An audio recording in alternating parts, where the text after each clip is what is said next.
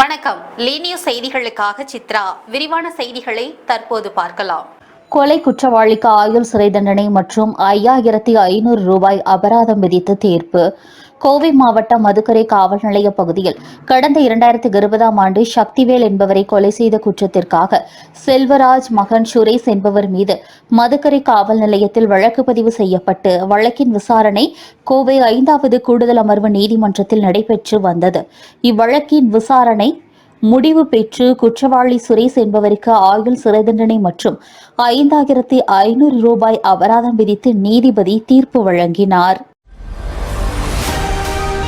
நாய்க்கு பயந்து 60 அடி உயர தென்னை மரத்தில் ஏறி 3 நாட்கள் தவித்த பூனைக்குட்டி தீயணைப்பு வீரர்கள் மீட்டனர். கோவை கணியூர் ஊராட்சி அலுவலகம் அருகே தோட்டம் உள்ளது. இந்த பகுதியில் 6 மாத பூனைக்குட்டி ஒன்று விளையாடிக் கொண்டிருந்தது.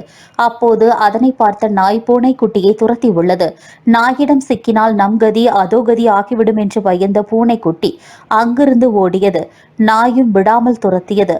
இதனால் பயந்து போன பூனைக்குட்டி அங்கிருந்து 60 அடி உயரமுள்ள தென்னை மரத்தின் உச்சியில் ஏறி அமர்ந்து கொண்டது. கீழே சிறிது நேரம் சுத்திக் கொண்டிருந்த அந்த நாய் குட்டி பூனை இறங்காமல் இருந்ததால் அங்கிருந்து சென்று விட்டது. ஆனால் நாய்க்கு பயந்து 60 அடி உயரத்தில் ஏறிய பூனைக்குட்டிக்கு கீழே இறங்கி வர பயம்.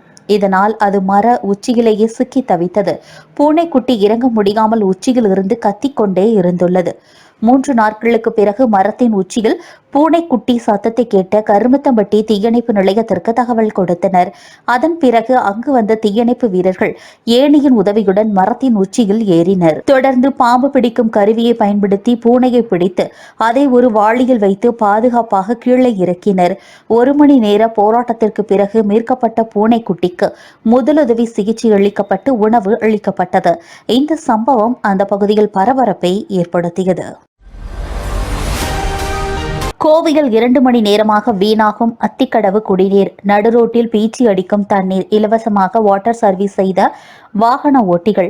கோவை மாநகராட்சிக்குட்பட்ட விளாங்குறிச்சி விநாயகர் கோவில் பகுதியில் அத்திக்கடவு குடிநீர் திட்ட குழாயில் ஏற்பட்ட உடைப்பால் பல லட்சம் லிட்டர் குடிநீர் வீணாகி வருகிறது. இதுகுறித்து தகவல் கொடுத்தும் பல மணி நேரமாக அதிகாரிகள் நடவடிக்கை எடுக்கவில்லை என்று அப்பகுதி மக்கள் குற்றச்சாட்டினை தெரிவித்துள்ளனர். கோவை விளாங்குறிச்சி பிரதான சாலையில் அத்திக்கடவு குடிநீர் குழாயில் திடீரென்று உடைப்பு ஏற்பட்டது. குழாயில் நீர் அழுத்தம் அதிகமாக இருந்ததால் தண்ணீர் சுமார் 15 அடி உயரத்திற்கு ஊற்று போல பீச்சி அடித்தது. இதனால் அந்த சாலையை வெள்ளக்காடாக காட்சியளித்தது. இதனை சாதகமாக பயன்படுத்திக் கொண்ட சில வாகன ஓட்டிகள் பீச்சி அடிக்கும் தண்ணீருக்கு அடியில் வாகனங்களை நிறுத்தி வாட்டர் சர்வீஸ் செய்தபடி இருந்தனர்.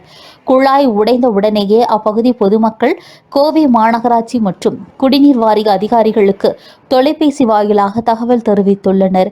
ஆனால் தகவல் தெரிவித்து 2 மணி நேரத்திற்கு மேலாகியும் எந்த ஒரு அதிகாரியோ அல்லது ஊழியரோ சம்பவ இடத்திற்கு வந்து உடைப்பை சீரமைக்க முன்வரவில்லை என்றும் கூறப்படுகிறது.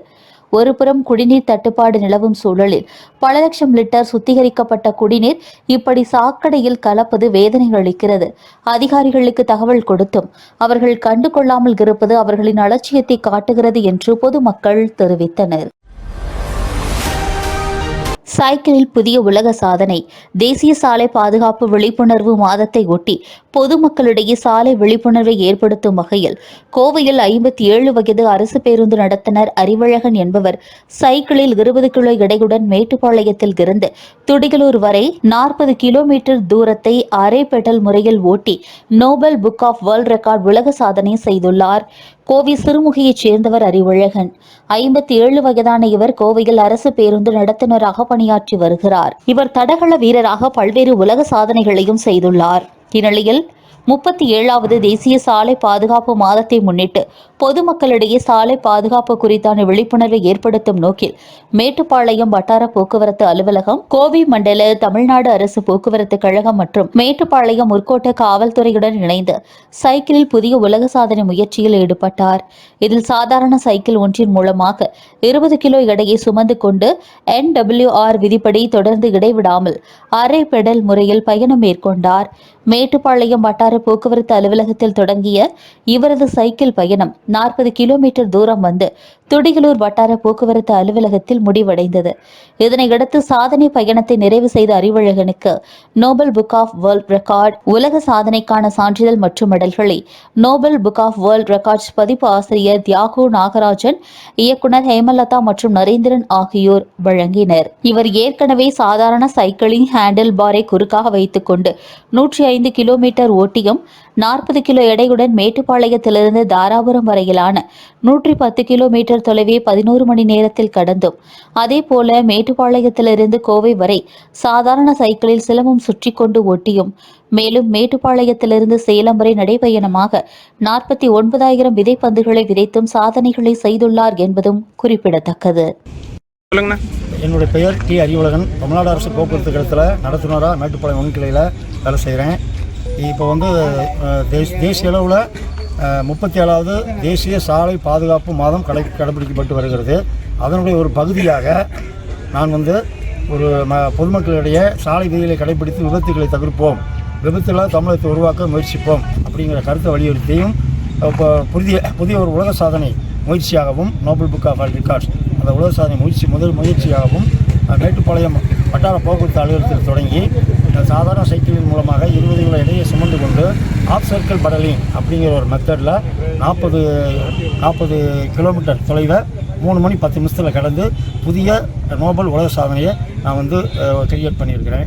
இதுக்கு இதனுடைய நோக்கம்னு பார்த்தீங்கன்னா மெயினாக பொதுமக்களுக்கு இந்த வித்தியாசமான நிகழ்ச்சியின் மூலமாக அவங்களுடைய கவனத்தை ஈர்த்து அந்த நேரத்தில் நம்ம சாலை விதிகளை கடைப்பிடிங்கிறத அந்த கருத்தை வலியுறுத்துகிறோம். அதுக்காக நம்ம பண்ணுறோம். மெயினாக 2 கிலோ 40 கிராம் கஞ்சா பறிமுதல் செய்யப்பட்டது. கோவையில் 3 பேர் கைது செய்யப்பட்டனர். சமூகத்தின் நச்சாக விளங்கும் போதைப் பொருட்களின் பயன்பாட்டை முற்றிலும் ஒழித்து போதைப்பொருள் இல்லாத கோவையை உருவாக்கும் பொருட்டு கோவை மாவட்ட காவல் கண்காணிப்பாளர் கார்த்திகேயன் முனைப்புடன் செயல்பட்டு வருகிறார். அதன் அடிப்படையில் பெரியநாயக்கன்பாளையம் காவல்துறையினருக்கு கஞ்சா விற்பனைக்கு வைத்திருப்பதாக கிடைத்த ரகசிய தகவலின் அடிப்படையில் காவல்துறையினர் ஹவுசிங் போர்டு காலனி அருகில் சென்று சோதனை மேற்கொண்ட போது கஞ்சாவை விற்பனைக்காக வைத்திருந்த ராஜ்குமார், சுரேஷ், சந்துரு ஆகிய 3 பேரை கைது செய்து அவர்களிடமிருந்து சுமார் 2 கிலோ 40 கிராம் கஞ்சாவை பறிமுதல் செய்து அந்த 3 பேரை நீதிமன்றத்தில் ஆஜர்படுத்தி கோவை மத்திய சிறையில் அடைத்தனர். இதுபோன்று போதைப் பொருட்கள் விற்பனையில் ஈடுபட்டாலோ அல்லது சட்ட ஒழுங்கிற்கு எதிராக செயல்பட்டாலோ ஈடுபட்டவர்கள் மீது சட்டப்படி கடும் நடவடிக்கை எடுக்கப்படும் என்று காவல் கண்காணிப்பாளர் அவர்கள் எச்சரித்துள்ளார். முருகப்பெருமானின் 7ஆம் படை வீடாக போற்றப்படும் கோவை மருதமலை சுப்பிரமணிய சுவாமி திருக்கோவிலில் தைப்பூச திருவிழாவின் 5ஆம் நாள் உற்சவம் மிக சிறப்பாக நடைபெற்று வருகிறது. இந்த ஆண்டுக்கான தைப்பூச பெருவிழா கடந்த ஜனவரி 26ஆம் தேதி காலை மங்கள வாத்தியங்கள் முழங்க, வேத மந்திரங்கள் போத முறைப்படி கொடியேற்றத்துடன் கோலாகலமாக தொடங்கியது.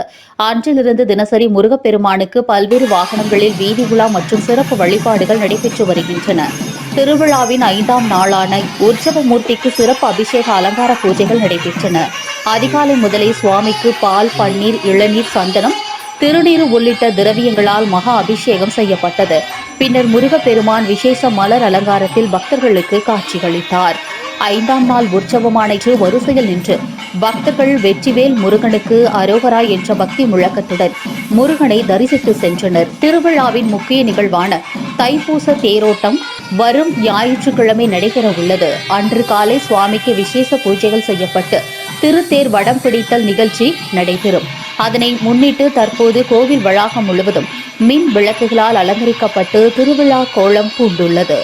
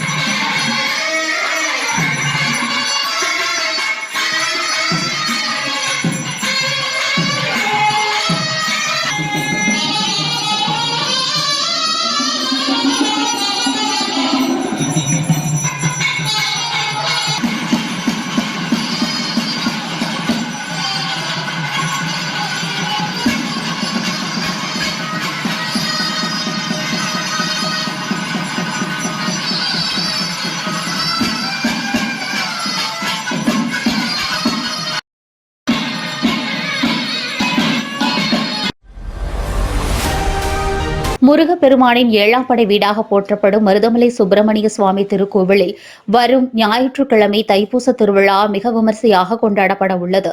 இதனையொட்டி லட்சக்கணக்கான பக்தர்கள் திரளுவார்கள் என்பதால் பாதுகாப்பு முன்னேற்பாடுகளை கோவை மாநகர காவல் ஆணையர் கண்ணன் இன்று ஆய்வு செய்தார்.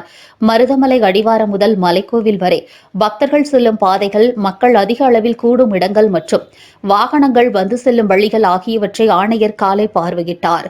குறிப்பாக மலைப்பாதையில் கூட்ட நெரிசலை தவிர்க்கவும், விபத்துக்களை தடுக்கவும் எடுக்கப்பட வேண்டிய நடவடிக்கைகள் குறித்து அதிகாரிகளுக்கு ஆலோசனைகளையும் வழங்கினர். திருவிழா நாளன்று ஆயிரக்கணக்கான வாகனங்கள் வரும் என்பதால் போக்குவரத்து நெரிசல் ஏற்படாத வண்ணம் தற்காலிகமாக ஏற்படுத்தப்பட்டுள்ள வாகன நிறுத்தும் இடங்களையும் அவர் ஆய்வு செய்தார். அடிவாரத்திலிருந்து மலைக்கு செல்லும் வாகனங்களின் ஒழுங்குமுறை மற்றும் போக்குவரத்து மாற்றங்கள் குறித்தும் அவர் விரிவாக கேட்டறிந்தார்.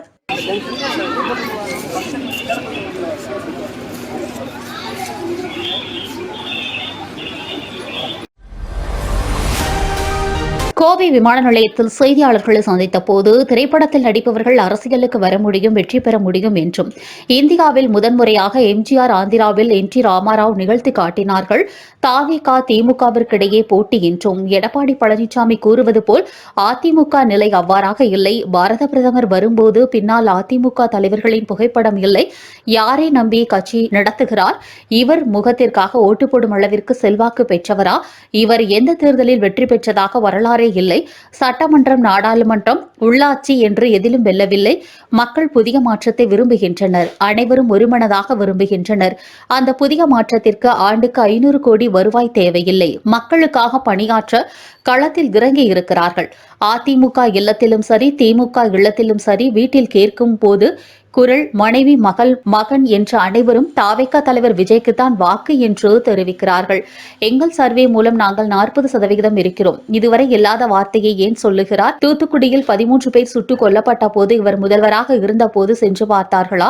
தூத்துக்குடி போராட்டத்தின் போது ஒரு அமைச்சராவது போய் பார்த்தார்களா? அவர் எப்படி முதல்வரானார் என்பது அனைவருக்கும் தெரியும். தவழ்ந்து வந்து முதல்வரானார். கூட்டணி குறித்து தலைவர்தான் பேச வேண்டும். அவர் கட்சியில் உள்ளவர்கள் போல் நாங்கள் பேச முடியாது. தலைவர் என்ன சொல்லுகிறாரோ அதைத்தான் நாங்கள் செய்ய உள்ளோம் என்றும் தெரிவித்தார். அதிமுக என்ற இயக்கம் உங்களை பொறுத்தவரையிலும் அவர் கூறுவதைப் போல நிலை இல்லை. ஏனென்றால் இந்த இயக்கத்தை உருவாக்கி இருக்கிற புரட்சித் தலைவர் படம் இல்லை, புரட்சித் தலைவர் அம்மாவுடைய படம் இல்லை,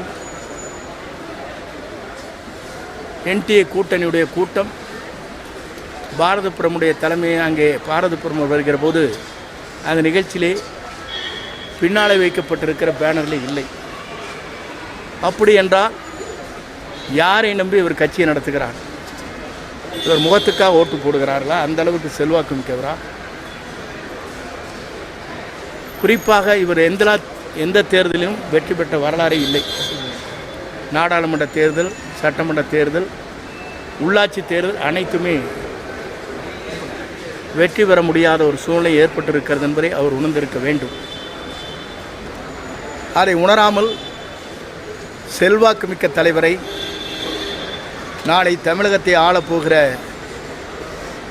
மக்களால் தேர்ந்தெடுக்கப்படுகிற மக்கள் அனைவருமே ஒருமனதாக ஒரு புதிய மாற்றத்தை விரும்புகிறார். இதுதான் உண்மை. அந்த புதிய மாற்றத்திற்கு ஆண்டுக்கு 500 கோடி ரூபாய் வருவாயை தேவையில்லை என்று இன்று மக்களுக்காக நான் பணியாற்றுகிறேன் என்று குறிப்பிட்டு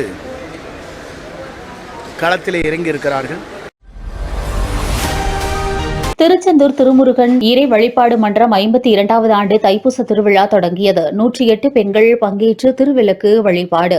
திருச்செந்தூர் திருமுருகன் இறை வழிபாடு மன்றத்தின் 52வது ஆண்டு தைப்பூச திருவிழா 3 நாட்கள் கோவை தொடிகளூர் அருகே உள்ள வடமதுரை விருந்தீஸ்வரர் கோவில் வெகு விமரிசையாக நடைபெறுகிறது. இதில் முதல் நாள் நிகழ்வாக முருகப்பெருமானுக்கு சிறப்பு அலங்கார பூஜை மற்றும் 108 பெண்கள் பங்கேற்ற திருவிளக்கு வழிபாடு நடைபெற்றது. இதில் சுற்றுப்பகுதிகளிலிருந்து ஆயிரக்கணக்கான பக்தர்கள் கலந்து கொண்டனர். இறுதியில் இசை அமுதம் ஆர்கெஸ்ட்ரா குழுவினரின் இன்னிசை நிகழ்ச்சி நடைபெற்றது. கோவை தொடிகளூர் அருகே உள்ள வடமதுரை விருந்தீஸ்வரர் கோவிலில் திருச்செந்தூர் திருமுருகன் இறை வழிபாடு மன்றத்தின் 52வது ஆண்டு தைப்பூச திருவிழா 3 நாட்கள் வெகு விமரிசையாக நடைபெறுகிறது. இதற்கு குருடம்பாளையம் ஊராட்சியின் முன்னாள் தலைவரும் காங்கிரஸ் கட்சியின் முன்னாள் மாவட்ட தலைவரும் திருச்செந்தூர் திருமுருகன் இறை வழிபாடு மன்றத்தின் தலைவரும் அருள்மிகு விருந்தீஸ்வரர் கோவில் அறங்காவலர் குழு தலைவருமான PV மணி தலைமை வகித்தார். இந்த விழாவிற்கான அனைத்து பூஜைகளையும் விருந்தீஸ்வரர் கோவில் தயாநிதி குருக்கள் செய்தார். முதல் நாள் விழாவில் விநாயக பெருமானுக்கு தீபாராதனையுடன் தொடங்கி முருகப்பெருமானுக்கு அலங்கார பூஜைகள் நடைபெற்றது. தொடர்ந்து 108 பெண்கள் கலந்து கொண்ட திருவிளக்கு வழிபாடு பூஜைகளும் நடைபெற்றது. இந்நிகழ்ச்சிகள் ஹிந்துஸ்தான் ஸ்பின்னர்ஸ் பிரைவேட் லிமிடெட் நிறுவனத்தின் சாந்தி செல்வராஜ் தலைமை தாங்கி குத்துவிளக்கை ஏற்றி வைத்தார். திருவிளக்கு வழிபாட்டை பேரூர் அருள்மிகு பட்டீஸ்வரர் திருக்கோவில் ஞானமூர்த்தி ஓதுவார், சிவக்கொழுந்து ஓதுவார் நடத்தி வைத்தனர். வரும் சனிக்கிழமை மாலை சிவபெருமானுக்கு தீபாராதனை நடைபெற உள்ளது. தொடர்ந்து மனித வாழ்வின் நிலைத்த மகிழ்ச்சிக்கு பெரிதும் தேவை சொத்து பத்துக்களா சொந்த பந்தங்களா என்ற தலைப்பில் இன்னிசை பட்டிமன்றம் நடைபெறுகிறது. ஞாயிற்றுக்கிழமை காலை முருகப்பெருமானுக்கு அபிஷேக ஆராதனையும் அலங்காரம் மற்றும் தீபாராதனையும் நடைபெறுகிறது. தொடர்ந்து ஆயிரக்கணக்கானோருக்கு அன்னதானமும் நடைபெறுகிறது. முதல் நாள் நிகழ்வின் இறுதியாக SVS வசந்தகுமார் ஏற்பாட்டில் இசை அமதம் ஆர்கெஸ்ட்ரா குழுவினரின் இன்னிசை நிகழ்ச்சி நடைபெற்றது. இதனை அருள்மிகு விருந்தீஸ்வரர் கோவில் அறங்காவலர் குழு தலைவருமான PV மணி, திமுக ஒன்றிய செயலாளர், முன்னாள் மாவட்ட கவுன்சிலர் கார்த்திக் ஆகியோர் தொடங்கி வைத்தனர். இந்த விழாவிற்கான ஏற்பாடுகளை அறங்காவலர் குழு உறுப்பினர்கள் சுவாமிநாதன், அம்சவேணி பழனிசாமி, VP சண்முகம், சூர்யா, வெள்ளியங்கிரி, LMW அசோகன், தம்பி பார்த்திபன், அன்னதான கமிட்டியினர் அன்புகுமார் மற்றும் சண்முக சுந்தரம், PV செல்வராஜ், வேல்முருகன், கதிர்வேல், வேலுச்சாமி, தனசேகர், சுந்தரம், பழனிசாமி, ராமச்சந்திரன், மெய்யழகன், டெக்ஷன் ராஜன், சவுந்தரராஜன், பூபதி, வெள்ளக்கிணறு, செல்வகுமார், ஜோதிமணி, விவின், மோகனசுந்தரம், தணிக்கை செல்வன், ரவிச்சந்திரன், சுரேஷ் பாபு, காளிதாஸ், பரமசிவம், PT மோகன்ராஜ், LMW சிவகுமார், மணிகண்டன், சரவணகுமார் உள்ளிட்டவர்கள் செய்திருந்தனர். தீபாவளி சீட்டு நடத்தி தொழிலாளர்களிடம் 5 லட்சம் மோசடி செய்த சகோதரர்கள் கைது. தீபாவளி சீட்டு நடத்தி தொழிலாளர்களிடம் 5 லட்சம் மோசடி செய்த சகோதரர்கள் கைது செய்யப்பட்டனர். மதுரை ஒத்தக்கடை மேலக்குடியைச் சேர்ந்தவர் மலைச்சாமி. இவர் கோவை சின்ன தடாகம் பகுதியில் கடந்த 2015ஆம் ஆண்டு செல்போன் விற்பனை கடை வைத்திருந்தார். மேலும் மதுரை மேல சாக்குப்பட்டியைச் சேர்ந்தவர் மூக்கன் உட்பட இவரது உறவினர்கள் பலரும் கோவை சின்ன தடாகம் பகுதியில் உள்ள செங்கல் சூளையில் வேலை பார்த்து வந்தனர். இவர்களை அணுகிய மயில்சாமி தீபாவளி சீட்டு நடத்துவதாகவும் வாரம் 2000 வீதம் 52 வாரங்களுக்கு கட்டினால் நல்ல லாபம் தருவதாகவும் கூறியுள்ளார். இதையடுத்து 50க்கும் மேற்பட்ட தொழிலாளர்கள் பணம் செலுத்தினர். இந்த சீட்டு நடத்துவதில் மலைச்சாமிக்கு உதவியாக அவரது சகோதரர் ராஜ்குமார் இருந்துள்ளார். காலக்கெடு முடிந்த பிறகு மலைச்சாமி யாருக்கும் முதிர்வு தொகை கொடுக்கவில்லை. சகோதரர்கள் இருவரும் பணத்தை கொடுக்காமல் 2016ஆம் ஆண்டு பிறந்த ஊரான மதுரைக்கு சென்றனர். மூக்கன் உட்பட தொழிலாளர்களுக்கும் கோவையில் செங்கல் சூளைகள் மூடப்பட்டதால் மதுரைக்கு சென்றனர். சீட்டு நடத்திய சகோதரர்கள் இருவரும் 50 லட்சம் வரை மோசடி செய்ததாக கடந்த 2024ஆம் ஆண்டு மதுரை சுலைமான் காவல் நிலையத்தில் புகார் அளிக்கப்பட்டது. அதன் பெயரில் காவல்துறையினர் விசாரித்து மூக்கன் உள்ளிட்ட முதலீட்டாளர்களுக்கு பணத்தை திருப்பித் தர 2 ஆண்டுகள் காலக்கெடு விதித்தனர். இருப்பினும் சகோதரர்கள் இருவரும் யாருக்கும் பணத்தை திருப்பி தரவில்லை. இதையடுத்து கோவை மாவட்ட குற்றப்பிரிவில் புகார் அனுப்பப்பட்டது. மாவட்ட குற்றப்பிரிவு காவல்துறையினர் மயில்சாமி, ராஜ்குமார் ஆகியோரை கைது செய்தனர். தகவல் தொழில்நுட்பத்துறையில் தமிழ்நாட்டின் வளர்ச்சிக்கு பிள்ளையார் சொல்லி போட்டவர் வாஜ்பாய். ஈழ தமிழர்களை இனப்படுகொலை செய்ய துணை நின்ற கச்சத்தீவை தாரை வார்த்த காங்கிரசும் திமுகவும் இணைந்திருப்பதுதான் துரோக கூட்டணி. செந்தில் பாலாஜி வைத்தியலிங்கத்தை புனிதராக்கிய வாஷிங் மிஷின் எது? சென்னை கிண்டியில் நடைபெற்ற கருத்தரங்கத்தில் பேசிய முதலமைச்சர் ஸ்டாலின், தமிழகத்தின் வளர்ச்சி வரலாற்றை தாங்கிக் கொள்ள முடியாதவர்கள் வாட்ஸ்அப் யூனிவர்சிட்டியில் பொய்களை பரப்பிக் கொண்டிருக்கிறார்கள். வாரிசு அரசியல் உட்பட திமுக மீது சொல்லும் குற்றச்சாட்டுகள் எல்லாமே பழைய ஸ்கிரிப்ட் தான் என்றும் கூறியுள்ளார். தமிழ்நாட்டின் இன்றைய வளர்ச்சிக்கு முதல்வராக இருந்த ஓமந்தூரா ராமசாமி ரெட்டியார், காமராஜர், எம்ஜிஆர், ஜெயலலிதா, முன்னாள் பிரதமர் வாஜ்பாய் என்று பலரும் பெரும் பங்களித்துள்ளனர். கடந்த 11 ஆண்டுகளாக மத்திய பாஜக ஆட்சியில் உருவாக்கப்பட்ட தேசிய நெடுஞ்சாலைகள், விரைவுச் சாலைகள், மேம்பாலங்கள், ரயில்வே, துறைமுகம், விமான நிலைய மேம்பாடுகள்தான் தமிழ்நாட்டின் வளர்ச்சிக்கு காரணம் என்றும் தெரிவித்தார். பாஜகவுடன் இருப்பவர்கள் எல்லோருமே ஊழல்வாதிகள்தான். கூட்டணிகள் இல்லாத போது ஊழல் குற்றச்சாட்டுகளை சொன்னார்கள். இப்போது பாஜக வாஷிங் மிஷினில் அவர்கள் எல்லாம் வெளுத்து விட்டார்களா என்று முதலமைச்சர் ஸ்டாலின் கேள்வி எழுப்பியுள்ளார். மேலும் பேசிய அவர், திருப்பரங்குன்றம் தீபத்தூணில் தீபம் ஏற்ற வேண்டும் என்ற உயர்நீதிமன்ற மதுரை கிளையின் உத்தரவை செயல்படுத்தாமல் அராஜகத்தில் ஈடுபட்ட திமுக அரசு அரசியலமைப்பு சட்டத்தை பற்றி பேசுவது வேடிக்கையாக இருக்கிறது. ஈழத்தமிழர்களை இனப்படுகொலை செய்ய துணை நின்ற கச்சத்தீவை வார்த்த காங்கிரசும் திமுகவும் இணைந்திருப்பதுதான் துரோக கூட்டணி. அதிமுக பாஜக கூட்டணி வலுவடைந்துள்ளதால் ஏற்பட்ட பதற்றத்தில் அதிமுக பாஜக கூட்டணி மீது வீண் பழி சுமத்தும் முதலமைச்சர் ஸ்டாலினுக்கும் வரும் சட்டமன்ற தேர்தலில் மக்கள் பாடம் புகட்டுவார்கள் என்றும் தெரிவித்தார். சட்டமன்ற எதிர்க்கட்சி துணைத் தலைவர் RP உதயகுமார் அவர்கள் கடும் குற்றச்சாட்டினை முன்வைத்துள்ளார். தமிழகத்தில் நடைபெறும் ஃபெயிலியர் மாடல் அரசின் முதலமைச்சர் தற்போது சிவகங்கையில் முகாமிட்டுள்ளார். இதுவரை கடந்த 4.5 ஆண்டுகளில் தென் மாவட்டத்திற்கு 35 வரை சுற்றுப்பயணம் என்று கெத்து பயணமாக அறிவிக்கிறார்கள். ஆனால் தென் தமிழகத்திற்கு அது வெத்து பயணமாகத்தான் உள்ளது. இத்தனை முறை வந்துள்ளேன், அத்தனை முறை வந்துள்ளேன், கெத்தாக சாதனையை சொன்னாலும் தமிழக மக்களுக்கு அது வெத்து பயணமாகத்தான் உள்ளது. முதலமைச்சர் ஸ்டாலின் அந்நிய முதலீட்டை ஈர்க்க துபாய், அமெரிக்கா உள்ளிட்ட பல வெளிநாடுகளுக்கு சென்று ஒப்பந்தம் போட்டார். அந்த ஒப்பந்தம் போட்ட நிலை என்னவென்று தெரியவில்லை. துபாயில் போட்ட ஒப்பந்தம் என்னவென்று தெரியவில்லை. ஒருவேளை அருங்காட்சியகத்தில் காட்சி பொருளாக வைத்து பெருமைப்பட்டுக் கொண்டிருக்கிறார்கள் என்றும் ஆளுநர் உரையில் கூட எடப்பாடியாரின் ஆணைக்கிணங்க முன்னாள் அமைச்சர் தங்கமணி தமிழகத்தில் முதலீடு செய்த தொழில் நிறுவனங்கள் தற்போது வெளி மாநிலங்களுக்கு செல்வது ஏன் என்றும் கேள்வி எழுப்பினார். இதுகுறித்து நானும் அவையில் கேள்வி எழுப்பினேன். அதிமுக ஆட்சியில் வந்ததெல்லாம் ஓடிப்போய் விட்டது, அதை நான் சொல்லட்டுமா என்று ஃபெயிலியர் மாடல் ஆட்சி முதலமைச்சர் ஸ்டாலின் கூறுகிறார் என்றும் அவர் தெரிவித்தார்.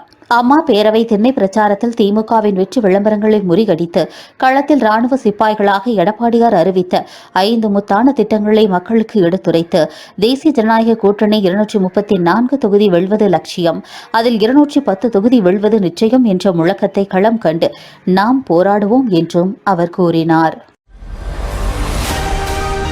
உலக நன்மைக்காக மகா சண்டியாகம், போதைப்பொருள் ஒழிப்பு விழிப்புணர்விற்காக முள்படுக்கையில் படுத்து கோவையில் வினோத வேண்டுதல். கோவை மாவட்டம் சூலூர் அருகே உள்ள அரசூர் ஊராட்சிக்குட்பட்ட ஊத்துப்பாளையம் பகுதியில் ஜெய்ஹிந்த் பாரத பண்பாடு இயக்கம் சார்பாக 45 நாட்கள் நடைபெறும் மகா சண்டி யாகம் தொடங்கியது. இந்த மகா யாகத்தின் முதல் கால நிகழ்வாக மகா கணபதி ஹோமம் மற்றும் சத்ரு சம்ஹார யாகம் நடைபெற்றது. முன்னதாக பூஜை செய்யப்பட்டு உலக நன்மைக்காக சிறப்பு வழிபாடுகள் நடத்தப்பட்டன. குறிப்பாக தற்கால இளைஞர்களிடையே பெருகி வரும் போதைப்பொருள் பழக்கத்தினால் ஏற்படும் சீரழிவுகளை தடுக்கவும் அது குறித்த விழிப்புணர்வை ஏற்படுத்தவும் வேண்டி ஜெய்ஹிந்த் பாரத பண்பாடு இயக்கத்தைச் சேர்ந்த ஜெய்ஹிந்த் முருகேஷ் என்பவர் கூர்மையான முள் படுக்கையில் படுத்து உருக்கமான வேண்டுதலை முன்வைத்தார். போதைப்பொருள் இல்லாத சமுதாயம் அமைய வேண்டும் என்ற நோக்கில் செய்யப்பட்ட இந்த வினோத நேர்த்திக்கடன் அப்பகுதி மக்களிடையே நிகழ்ச்சியை ஏற்படுத்தியது. இந்த யாக நிகழ்வில் ஊத்துப்பாளையம் மற்றும் அதன் சுற்று வட்டார பகுதிகளைச் சேர்ந்த ஏராளமான பொதுமக்கள் கலந்து கொண்டு சுவாமி தரிசனம் செய்தனர். தமிழகம் முழுவதும் 16 லட்சம் பொதுமக்கள் நலம் காக்கும் ஸ்டாலின் திட்டத்தின் முகாம் மூலம் பயனடைந்துள்ளனர். திருச்சியில் அமைச்சர் மா சுப்பிரமணியே தகவல் தெரிவித்துள்ளார். தமிழகம் முழுவதும் தமிழக அரசு சார்பில் நலன் காக்கும் ஸ்டாலின் என்ற திட்டத்தின் கீழ் உயர்தர மருத்துவ முகாம்கள் 17 மருத்துவ துறைகளை கொண்டு கட்டணமில்லாமல் சேவை மேற்கொண்டு வருகின்றனர். இதன் ஒரு பகுதியாக திருச்சி பொன்மலைப்பட்டியில் உள்ள திரு இருதய மேல்நிலைப் பள்ளியில் மக்கள் நலன் மற்றும் தமிழக சுகாதாரத்துறை அமைச்சர் மா சுப்பிரமணியன், பள்ளி கல்வித்துறை அமைச்சர் அன்பில் மகேஷ் பொய்யாமொழி ஆகியோர் துவக்கி வைத்தனர். தொடர்ந்து செய்தியாளர்களுக்கு பேட்டியளித்த அமைச்சர் மா சுப்பிரமணியன், தமிழ்நாடு முழுவதும் நலம் காக்கும் ஸ்டாலின் திட்ட முகாம் 1256 முகாம்கள் அறிவிக்கப்பட்டு இதுவரை 1076 முகாம்கள் நடைபெற்றுள்ளது. மற்றவை பிப்ரவரி 3வது வாரத்திற்குள் முழுமையாக நிறைவடையும். இந்த முகாம்களில் தமிழகம் முழுவதும் இதுவரை 16,16,517 பேர் பயனடைந்துள்ளனர். முகாம்களில் 56,092 மாற்றுத்திறனாளிகளுக்கு அனைத்து வகையான சான்றிதழ்களும் இந்த முகாம் மூலமாக மாற்றுத்திறனாளிக்கு வழங்கப்பட்டுள்ளது. முதலமைச்சரின் விரிவான காப்பீட்டு திட்டத்திற்கு கீழ் இதுவரை 1,40,00,000 மேற்பட்டோர் பயன்பெற்றுள்ளனர். திமுக அரசு பொறுப்பேற்றதற்கு முன்பு வரை மாவட்ட அரசு தலைமை மருத்துவமனைகள் 17 இருந்தது. திமுக அரசு பொறுப்பேற்ற பின்பு 19 மாவட்ட அரசு தலைமை மருத்துவமனைகள் கட்ட நிதி ஒதுக்கப்பட்டது.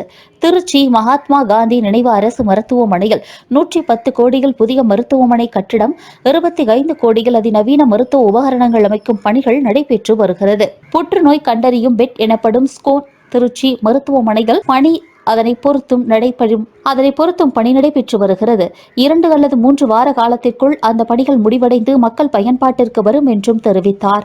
நிகழ்வில் மண்டல செயலாளர் மதிவாணன், துறை அதிகாரிகள் பங்கேற்றனர். தமிழ்நாடு முழுவதிலும் ஒவ்வொரு வட்டாரத்திற்கும் 3 என்கின்ற வகைகளிலும் 10 லட்சத்திற்கும் மேற்பட்ட மக்கள் தொகை கொண்ட 5 மாநகராட்சிகளில் தலா 4 என்கின்ற வகைகளிலும் 10 லட்சத்திற்கும் குறைவான மக்கள் தொகை கொண்ட 19 மாநகராட்சிகளில் தலா 3 என்கின்ற வகைகளிலும் பெருநகர சென்னை மாநகராட்சியில் 15 என்கின்ற வகையிலும் ஒட்டுமொத்தமாக 1256 முகாம்கள் நடத்தப்படும் என்று மாண்புமிகு முதல்வர் அவர்கள் அறிவித்தார்கள். அதன்படி இன்று வரை நடைபெற்று முடிந்திருக்கிற முகாம்களின் எண்ணிக்கை 1256. கடந்த வியாழக்கிழமை மாலையோடு நடைபெற்று முடிந்திருக்கிற முகாம்களின் எண்ணிக்கை 1076 முகாம்கள் நடைபெற்று முடிந்திருக்கிறது. 1256க்கு 1076 முடிவுற்றிருக்கிறது. மீதம் இருக்கிற முகாம்கள் பிப்ரவரி 3வது வாரத்திற்குள் நடத்தி முடிக்கப்படுகின்ற வகையில் இன்றைக்கு திட்டமிடப்பட்டிருக்கிறது. இதுவரை நடத்தி முடிக்கப்பட்ட 1076 முகாம்களில் பயன்பெற்றிருப்பவருடைய எண்ணிக்கை 16,16,517 பேர் பயன்பெற்றிருக்கிறார்கள். இந்த 16,16,517 பேரும் முழு உடற் பரிசோதனை என்கின்ற வகையில் மிகப்பெரிய அளவில் பயன்பெற்று மகிழ்ந்திருக்கிறார்கள். கோவை இருகூர் பகுதியில் வீட்டின் காம்பவுண்டிற்குள் நிறுத்தி வைக்கப்பட்டிருந்த உயர் ரக R15 இருசக்கர வாகனத்தை ஹெல்மெட் மற்றும் மாஸ்க் அணிந்த மர்ம நபர்கள் நைசாக திருடி சென்ற சம்பவம் மாணவர்களிடையே பெரும் பீதியை ஏற்படுத்தியுள்ளது. திண்டுக்கல் மாவட்டத்தைச் சேர்ந்த மருது விக்னேஷ் என்ற மாணவர் நீலாம்பூர் பகுதியில் உள்ள தனியார் பொறியியல் கல்லூரியில் இறுதி ஆண்டு பயின்று வருகிறார். இவர் தனது நண்பர்கள் 5 பேருடன் இருகூர் பகுதியில் அறை எடுத்து தங்கி படித்து வருகிறார். கல்லூரி செல்வதற்காக இவர் பயன்படுத்தி வந்த R15 உயர் ரக இருசக்கர வாகனம் கடந்த 6 மாதங்களாக செயின் அருந்து பழுதான நிலையில் வீட்டின் காம்பவுண்டிற்குள் நிறுத்தப்பட்டிருந்தது. அதிகாலை 7 மணி அளவில் ஹெல்மெட் மற்றும் மாஸ்க் அணிந்த வாலிபர் ஒருவரும் அவருடன் மற்றொரு நபரும் அந்த பகுதிக்கு வந்துள்ளனர். அக்கம் பக்கத்தை நோட்டமிட்ட அவர்கள் காம்பவுண்ட் கேட்டை திறந்து உள்ளே புகுந்தனர். பூட்டப்பட்டிருந்த பைக் பூட்டை நொடியில் உடைத்த அவர்கள் பழுதாகி நின்ற அந்த பெரிய வாகனத்தை சத்தமில்லாமல் உருட்டி சென்றனர். மருது விக்னேஷ் அளித்த தகவலின்படி இந்த திருடர்கள் முதல் நாளை அங்கு வந்து நோட்டமிட்டுள்ளனர். அன்று வீட்டில் ஆட்கள் இருந்ததால் திரும்பிய அவர்கள் மறுநாள் மருது விக்னேஷ் மற்றும் அவரது நண்பர்கள் கேரள மாநிலத்தில் ஒரு நிகழ்ச்சிக்காக சென்றதை உறுதி செய்து கொண்டு துணிச்சலாக காலை இந்த திருட்டை அரங்கேற்றியுள்ளனர். சமீப காலமாக கோவை மாநகர் மற்றும் புறநகர் பகுதிகளில் மாணவர்கள் தங்கியிருக்கும் அறைகளை குறிவைத்து செல்போன், லேப்டாப் மற்றும் இருசக்கர வாகனங்கள் திருடப்படுவது தொடர்கதையாகி வருகிறது. தற்போது வெளியாகியுள்ள சிசிடிவி காட்சிகளில் திருடர்கள் மிக தெளிவாக திட்டமிட்டு செயல்படுவதும் தெரிகிறது. இந்த வீடியோ ஆதாரங்களை கொண்டு சிங்காநல்லூர் காவல் நிலையத்தில் புகார் அளிக்க மாணவர்கள் தற்போது சென்றுள்ளனர். கோவை பீளமேடு கிரியம்மன் கோவில் வீதியில் தியாகு என்பவருக்கு சொந்தமான தெர்மாகோல் தயாரிப்பு நிறுவனம் செயல்பட்டு வருகிறது.